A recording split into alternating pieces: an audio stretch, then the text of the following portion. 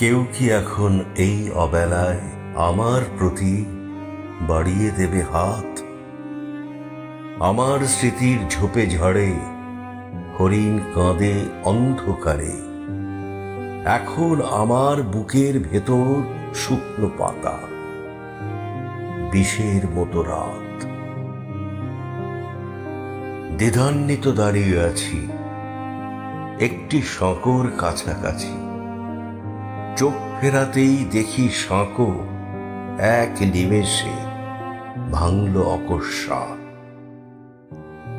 গৃহে প্রবেশ করব সুখে, চৌকাঠে যায় কপাল ঠুকে, বাইরে থাকি নত মুখে, নেকড়েগুলো দেখায় তীক্ষ্ণ দাঁত।